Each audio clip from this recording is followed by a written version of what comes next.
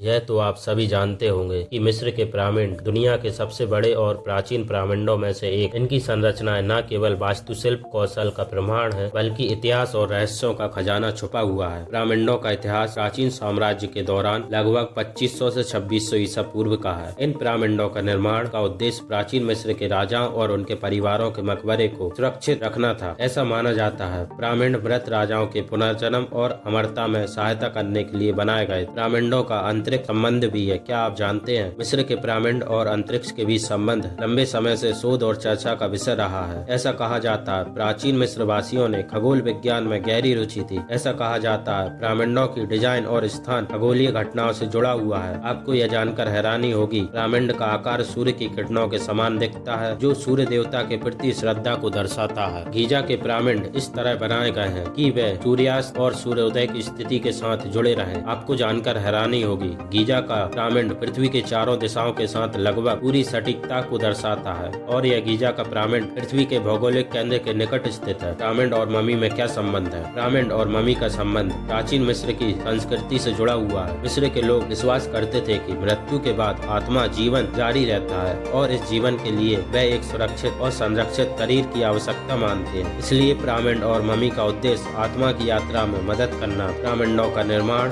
प्राचीन मिस्र के शाही परिवारों के लिए किया जाता था, खासकर जब फिरौन राजा के लिए। इन पिरामिडों का उद्देश्य सबको सुरक्षित रखने के लिए एक कब्र के रूप में काम करना था, ताकि मृतक की आत्मा को शांति मिले और वह मृत्यु के बाद जीवन में सुरक्षित रूप से प्रवेश कर सके। मम्मीकरण वह प्रक्रिया थी जिसमें मृतक के शरीर को संरक्षित किया जाता ताकि वह विघटन से बच सके और अगले जीवन के लिए तैयार रहे। यह प्रक्रिया शरीर को अपघटन से बचाने के लिए जड़ी बूटियां, रेजिन और मरहम की लपेट से की जाती थी। मम्मी बनाने के दौरान शरीर के आंतरिक अंगों को निकालकर सुरक्षित किया जाता और फिर उसे पैक कर दिया जाता। मम्मी को पिरामिड में रखा जाता था ताकि उसे सुरक्षित रखा जा सके और यह सुनिश्चित किया जा सके कि मृतक को आत्मा हमेशा उस स्थान पर बनी रहे। पिरामिड और मम्मी दोनों ही प्राचीन मिस्र के धर्म, मृत्यु और पुनर्जन्म का प्रतीक है। यह सच में पिरामिड के अंदर खजाना है। ऐसा माना जाता है मिस्र के राजा पिरामिडों का इस्तेमाल हीरे, सोना, चांदी रखने के लिए किया करते थे, लेकिन आज तक इस बात की कोई सबूत नहीं मिला। पिरामिड में सांप की शुरुआत। इस सांप के बारे में